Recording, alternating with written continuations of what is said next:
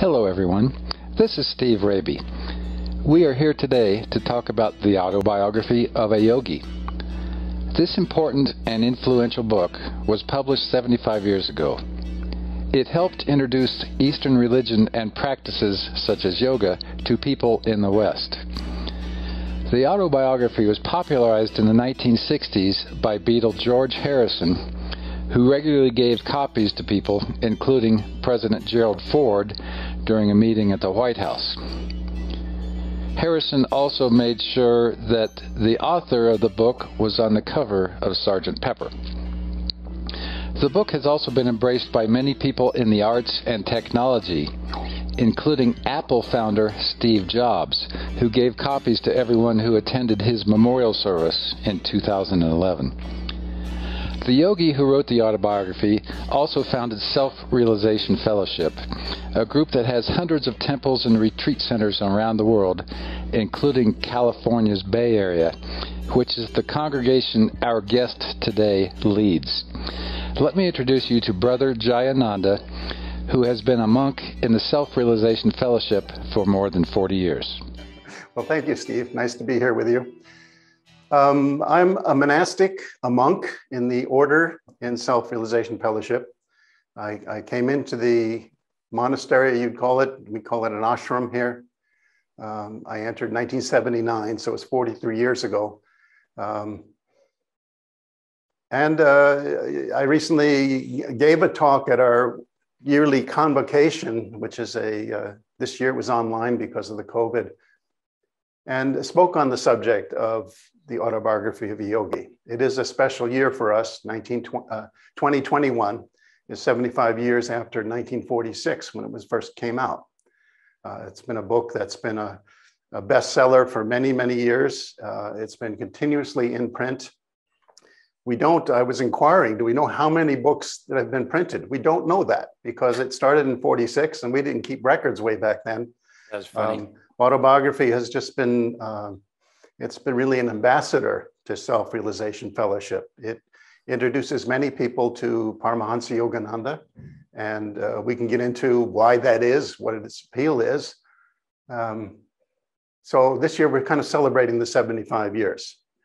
Now myself, you want a little background on me. I entered the monastic order in 1979. I grew up in Southern California, in San Diego. I was graduated from the University of San Diego, have a degree in economics, which didn't serve me very well, I guess, through the years. Nonetheless, it was a good experience and I grew through it. I was always questioning or looking for answers when I look back over my life. When I was younger, I was raised in the Catholic faith. I kind of felt, when I look back, I kind of felt I would be a monk or a priest or something along those lines. I always had inclinations that way. And I think my family kind of expected me to go in that direction. I went to a school that taught by the 100 great books of the Western world. And for the reason that I thought economics was a good discipline, but I kind of wanted a more broad education.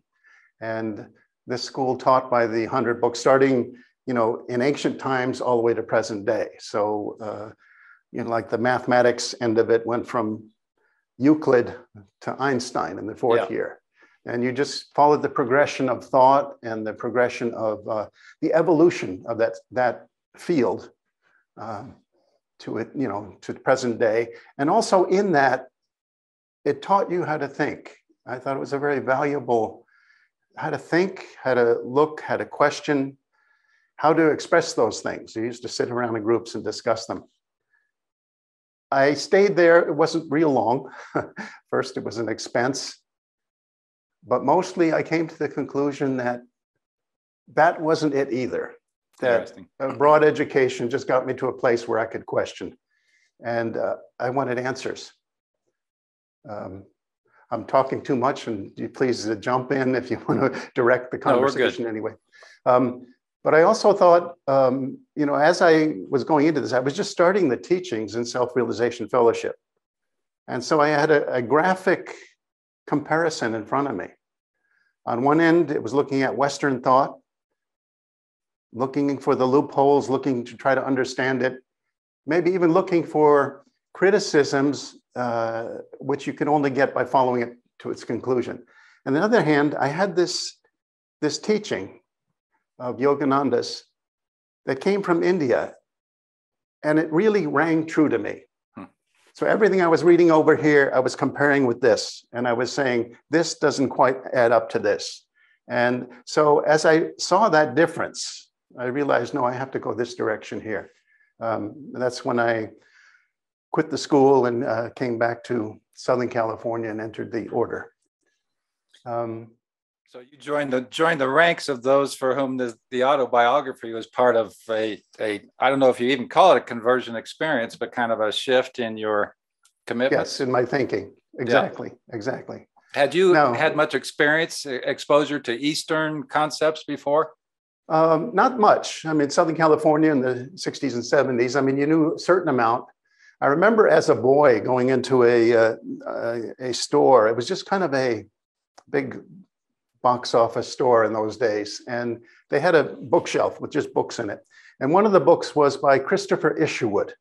And it was How to Know God was the name of it. And I was so fascinated by that title.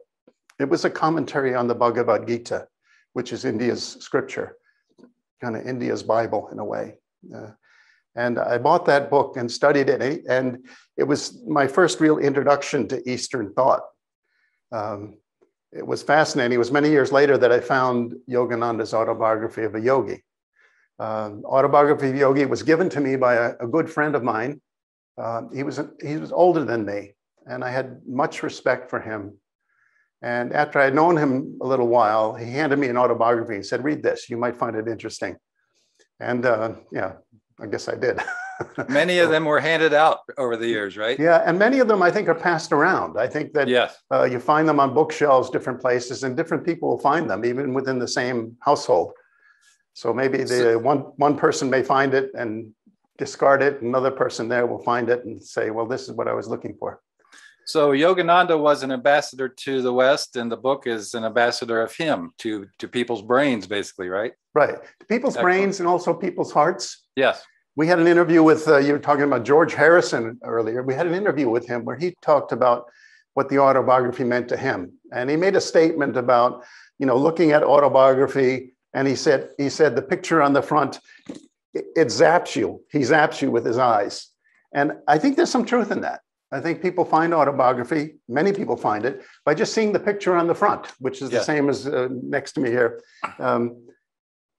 They see something and they say, well, what an interesting person, or who is that man? And that's their first introduction to it. There's some blessing in that. I think if a person calmly sits and looks at that picture, I think it makes a change in them. Yeah.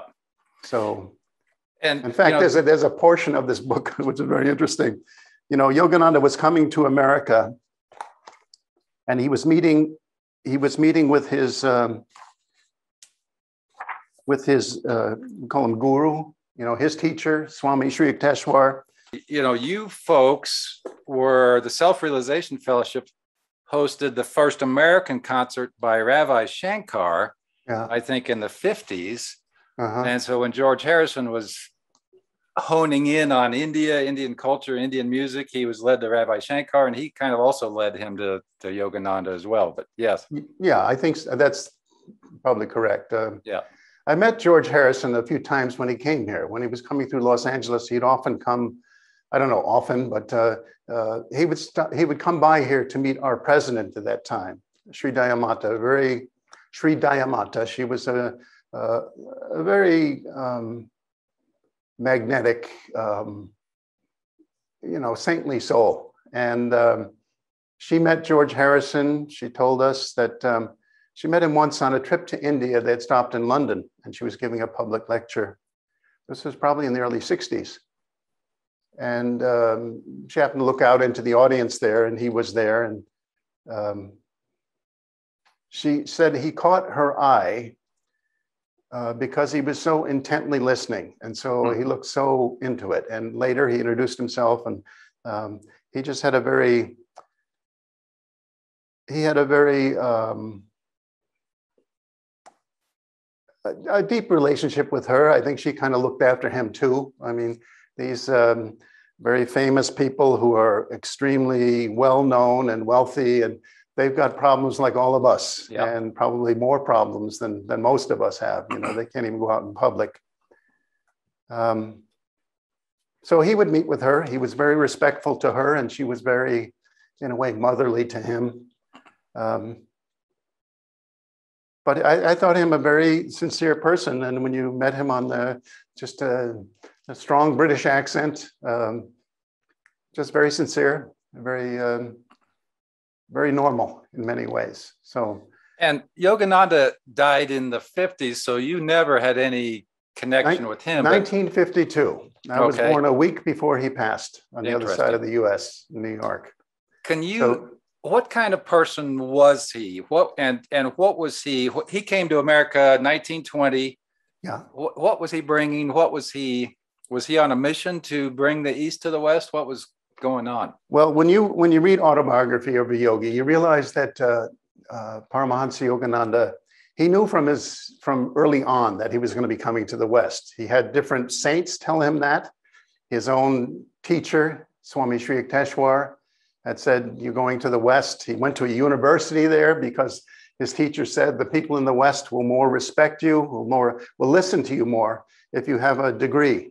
And so even though school was not his thing, he was very much into meditation and really the spiritual path. He prevailed in school, got a 4-year university degree, which in 1920 was unusual. Yeah. It was unusual. He came to Boston in 1920, fairly miraculous circumstances. He was invited to speak at the Convention of Religious Liberals in Boston that was convening that year. He was invited to represent India and really the Indian way of thought. So he arrived in October of 1920. Last year, we celebrated the 100-year anniversary of Self-Realization Fellowship in America.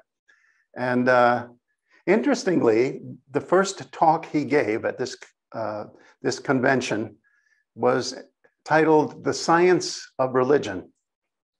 And we publish it now as an expanded thing that he later took, and he added some sections to it, but it's basically the talk he gave in 1920.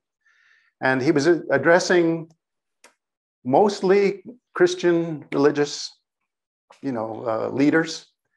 And he was talking about the fundamental things that everyone has in common, and probably gave a talk. I mean, this talk was probably so new to these people who, were talking about different versions or different aspects of Christianity. For someone to come in and take a step back and say, well, do you realize that all the religions in the world, we're all pursuing the same thing. We're going about it in different ways. And then it was a very good introduction to these Western thinkers and these Western theologians into the Eastern way of thought. Brilliantly expounded, brilliantly. Talking about everyone, no matter what they're doing in the world, we're all basically seeking happiness. And we seek it in many different ways. And really, the true purpose of religion is to experience that bliss of God. And in so doing, that satisfies all of our innate desires for feeling fulfilled, for feeling like our life purpose is reached. It was just, anyways, we'll send you a copy, Steve. Yeah, excellent. And do you think the main impact of the book, was it the words and the teaching content, or was it more the practices of yoga that he was trying to teach? What do you think the impact was between content and practices? Content and practices. Autobiography of a Yogi, it works on many different levels. They call it a spiritual classic. I rather think that, you see a conventional movie, let's say, and it could be an action adventure, great movie, big budget, everyone enjoys it. It has a beginning and an end. After you finish it, there's really no desire to go back and see it. You know how it goes. It goes this, and this is the final scene where everything is worked out. A spiritual classic like this, yes, it goes in this direction, beginning and an end. It starts with his early life, ends with, you know, the organization that he set up, and just the conclusion of his life. But it not only goes this way, it goes this way, meaning you go deeper and deeper with it. As you read certain sections, as you think about things, as you try to digest even the stories that he tells, you realize, oh, I see what the lesson is here. You know, he has a number of saints in the beginning of the book that before he met his teacher, his guru, he met a number of saints. Well, if you look at the stories that they tell, there's one called the Tiger Swami, probably one of the biggest, you know, action adventures you could. He met a saint in India. At this time, he was just kind of a showman in a way. He would go out and he would fight these Bengal tigers. He was tremendously strong. He had a tremendous will, and he would just beat them up, you know. And this was so fascinating. Big crowds would come to see him. Well, he tells the story of the last tiger that he fought, which was the biggest one he had ever seen, and very ferocious, and how he finally, a number of lessons in there. I mean, one of the lessons is he gets his hand mauled. The first time he ever had a really bad injury inside this cage that he was fighting the tiger in. And he said, thrusting my hand beneath my waistcloth, I swung my left arm in a bone crashing blow. I mean, it's a lesson in, I mean, just if you take that, yeah, whenever you have difficulties, whenever you feel like it, just work with what you have.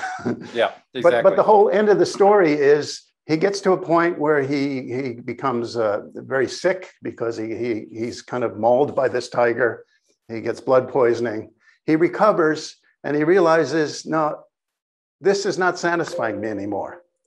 And then a saint appears in his life and says, another teacher comes into his life and says, well, enough with tiger taming. Let me show you, you used to dazzle the crowds. Let me show you how to dazzle the angels. And he takes up yoga. And, you know, it's a wonderful story with a beginning and an end, and with layers of understanding that come with, I think, deeper meditation. They come with deeper pondering. It's why you can keep going back to this book and reading sections that you've read many, many times before. By the way, it's an autobiography of a yogi. What is a yogi? What does that term mean? A yogi is someone who practices yoga.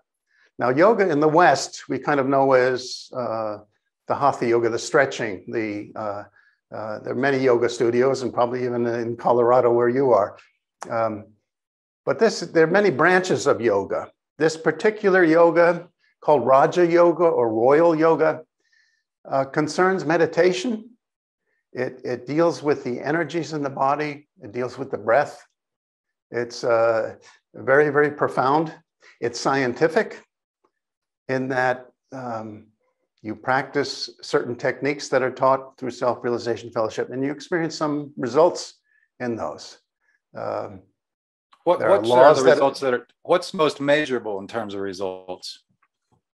There's a law that is given, our guru quotes, Yogananda quotes, he said, breath is the cord that ties the soul to the body. As you learn to work with the breath, calm it, slow things down, you start seeing the initial steps of yoga and how it brings the consciousness within, how you start going into a profound stillness. You go into a state of peace, a state of well-being.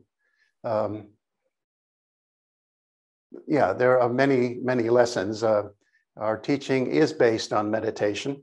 And for that, as self-realization fellowship, Yogananda taught scientific techniques that you can practice and experience results with. Now, Autobiography of Yogi doesn't get into the science and the techniques of it, but it describes the science. It lays out before someone, this is what Raja Yoga is about. This is what comes from India, the deepest teachings there. And, you know, you look at the book and you say, well, how do you spike sales? How do you get this out more in the public?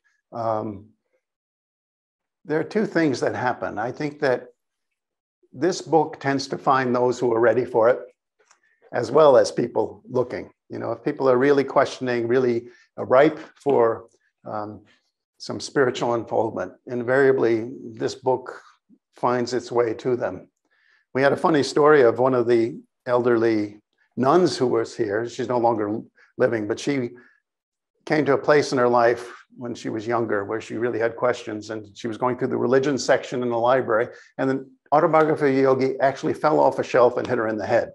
Now, we all laugh at that story, but I don't think it's far from the truth. It may be a little less dramatic in most cases, but you'd be surprised. You were not standing in the shelves pushing it off, right? No, but you'd be surprised at how many people write to us and say, I was walking through a bookstore and I just saw this display with Yogananda's picture and I knew I had to buy it. And that was their introduction. So it's both ways. People looking for it, certainly. Us promoting it, certainly. We try to put it out there in public as much as we can.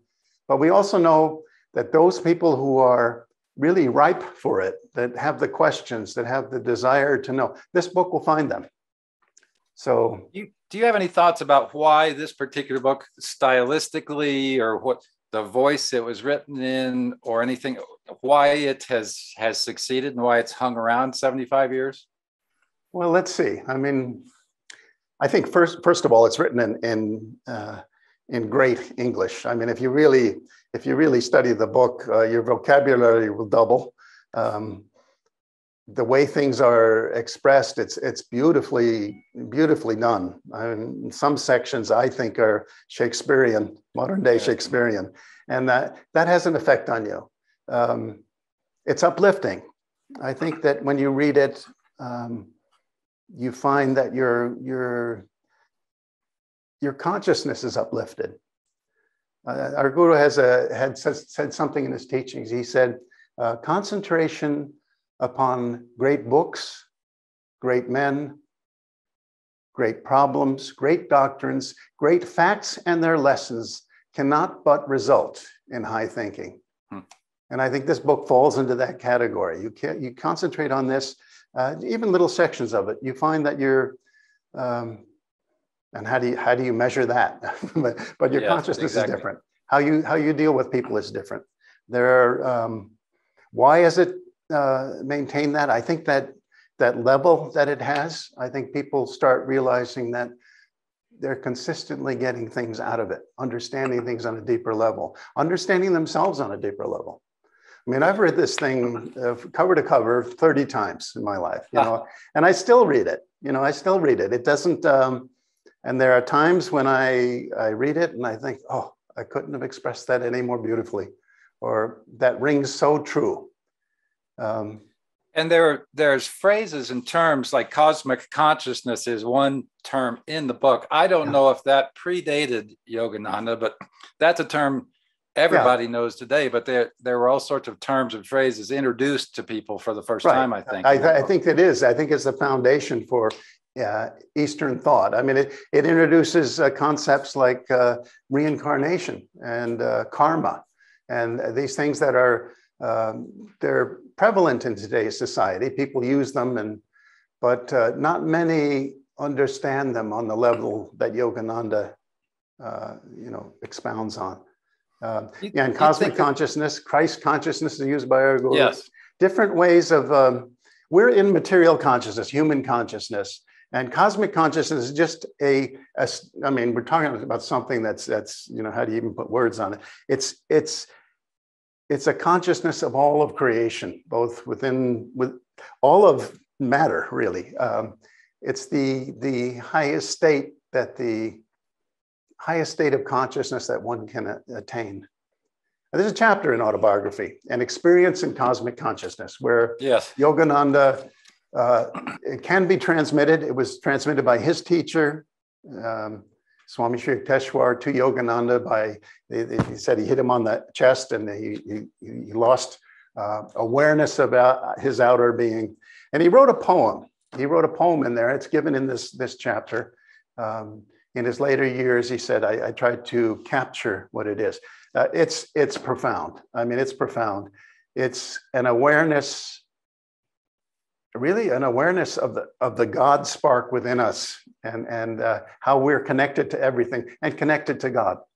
And that was another message that maybe was somewhat new for Western ears, that God is to be found within rather than outside oneself. Right, right. What did Yogananda mean by Christ consciousness? Why did he use that term? And what did that mean to him?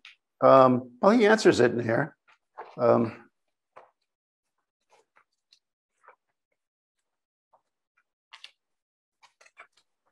He says, God the Father is the absolute, unmanifested, existing beyond vibratory creation. God the Son is the Christ consciousness, also called Kutastha Chaitanya in Indian literature. That exists within the vibratory creation. This Christ consciousness is the only begotten or sole reflection of the uncreated infinite. So it's stepped down from cosmic consciousness. Christ consciousness, cosmic consciousness. How do we put our minds around that? I mean, here we're talking about cosmic consciousness. You know, we try with our little minds to understand these huge concepts. I recently saw that, you know, the Hubble telescope tells us that there are like 400 billion stars in our Milky Way. And also recently, Hubble has shown that there are, what did they say, at least or up to 2 trillion galaxies in our universe. I mean, these are concepts that are just, you know, how can we understand those things? And I think what Yogananda says and what his teachings are about, it's yes, these concepts are there and I'll explain them as best I can, but you have to get there to really understand them. And rather than trying to understand all of this and see how it connects to us, change this and get to that. So it's working, you know, God is within. A story comes to mind of, you know, when Gandhi was trying to free India of English rule. And it was a very tumultuous time in India. And someone had asked him or written to him saying, I'm just having the hardest time, you know, sending love to the royalty in England and to Winston Churchill, whoever it might be, the person who was in charge of India. I'm just having a hard time to love them, because Gandhi was saying we have to love our enemy. And Gandhi's beautiful explanation to them was, well, he said, well, start where you are. Start with your family, then with your neighbors, expand it from there. And I think the same with this, you know, start where you are. We may not, to understand cosmic consciousness may be beyond us, but we can start by trying to understand ourselves. And that's what yoga is about. It's expanding our consciousness. And anyways.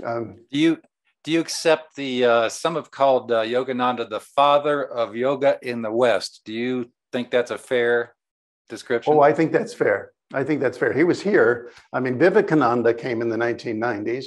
I mean, 1890s.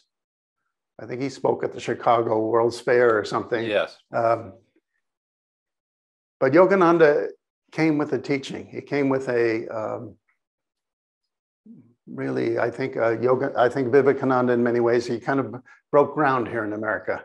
It wasn't so unusual to hear of a Swami here in America. But Yogananda was the first one to come and stay for an extended period, to build a teaching, to, you know, he was very influential. And I would say, yes, he is the father of yoga in the West, especially if you define yoga as, you know, if you look at the term yoga, it's union. It's union with the divine. I think we've had many teachers since then, but I don't think on the scale of a Yogananda. And his name means bliss through yoga, basically, right? Right. It's a big book, like almost 600 pages. Yeah. How would you, are there any suggestions you'd make for the average curious Westerner to penetrate it and get started? Well, I was thinking about that. Is there any one section that stands out? I'm not sure there is. I think you could open this book anywhere and Depending on your state of consciousness. You can't just open it and say, okay, I got 10 minutes, let me get through this. How much can I read? You have to sit with it and you have to think. I think it would move you in many different ways. We're all different. We're all different. And what would move me or really make an impression on me is not the same as what would be for someone else. And I frankly think that anywhere in this book, it's great. Start at the beginning. Start at the beginning. Or if you see a chapter that you'd want to understand, or if the title kind of moves you a bit, go to it. They're not long chapters. And you are both a monk and the leader of the Self-Realization Fellowship in Temple in Walnut Creek, California. Right. So are you split between kind of a monastic quiet and renunciation and a public face, or do those kind of blend together for you pretty well? Yeah, they blend together. I mean, our teachings, basically following the advice from the Bhagavad Gita, we're in the world, but not of the world. So we have duties out there. We have things, responsibilities and things that we look after. But with these teachings, it's, you have enough private time that you can meditate and you can take those lessons that you're learning by living a secluded life and bring them out into the world. We have temples not only in Walnut Creek, California, but here in Los Angeles, down in Encinitas. We have centers throughout the world. I think there are 800 centers, 800 locations in most cities, and those cities would be followers of Yogananda would gather on a weekly basis for meditation. And so it's spreading. I think that sometimes we get asked, how many people do we have in a, it's hard to estimate that. We don't know. I mean, it's for all of the people who attend the 800 centers and places of meditation, we have many, many who just practice these teachings in the privacy of their own home. So getting a real bead on what that attendance looks like, I don't think it's even possible. And the Walnut Creek Temple, you've been dealing with COVID for the last year or so, right? Yeah. We recently moved. We were in Berkeley, California. Okay. And we were looking around for a new location. We're only leasing a property there. And so we found a Lutheran church, a former Lutheran church. Yeah. And beautiful. And it's really coming along. During this year and a half, we haven't had any function there. We're going to have one at the end of September. But we've been using this year and a half now for renovations and getting it ready. So in a way, it was actually good for us not to have crowds of people attending. So if I don't encounter the book by going to a bookstore and having it fall off the shelf and hit me on the head, I mean, do you folks still sell copies or give copies away, or do you offer parts of the text on your website for people to skim some of it, or how do people break in? Well, you can certainly order it online. I mean, through any of your book websites, you can order it from us. The book is reasonably priced. It always has been. I mean, I don't know what your 1972 version says, but even then, I'm sure it was a bargain. $1.95. Yeah, that was a bargain. I mean, it's gone up since then, but it's still less than what you'd pay for a comparable book. We print things here. We make them available. We don't split the book up into different sections. It's available on iBooks, I guess, or okay, yeah. Ben Kingsley reads it. Oh, nice. An audiobook. Do you see the book as a form of scripture in a sense, or do you see it as more of just as a spiritual guide, or is it both? Probably both. I find that, I mean, I've read it many times, but I think even the definitions in there, it's like, that's as good as it's going to get.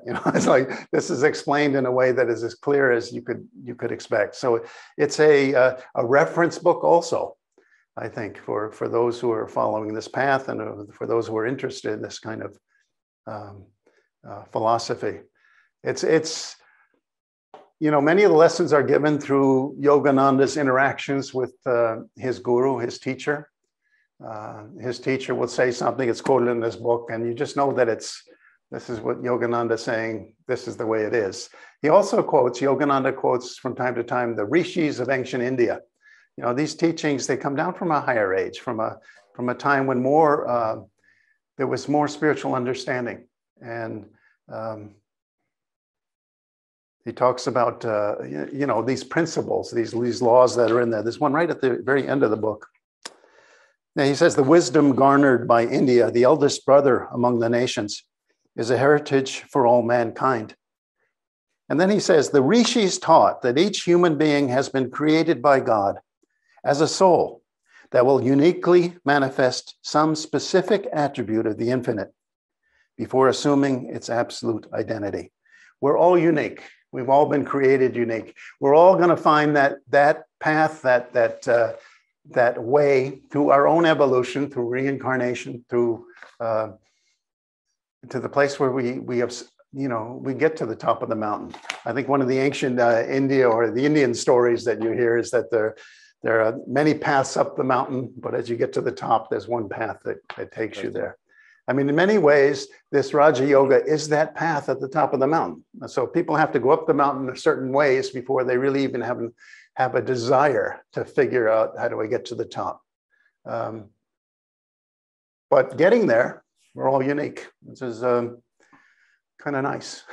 And is there something about the pace and the chaos of American life these days that makes meditation an even more essential part of life? Oh, I think you hit on it right there. I think it's, I think to deal with this chaos and the pace and just the being pulled in every direction, you know, no one escapes that. Meditation is an ability to learning how to bring that energy back within, that you can attend to things in a peaceful, calm, concentrated way. Meditation teaches you how to concentrate, which is one of these hidden laws, you might say, of and through concentration, Yogananda used to say, a concentrated man is a successful man. He's able to put his mind on one thing at a time and see it through to fruition and not be distracted. And today's world, boy, it really is working hard to distract. And I think a lot of people are feeling the pressure of that, or the inability to bring the mind back onto one point. Excellent. Well, is there any stories in the autobiography that speak to you specifically, or most that you'd like to toss out there? Yeah, I don't know. Again, I don't think I have a favorite section, you know. I mean, it's like they're all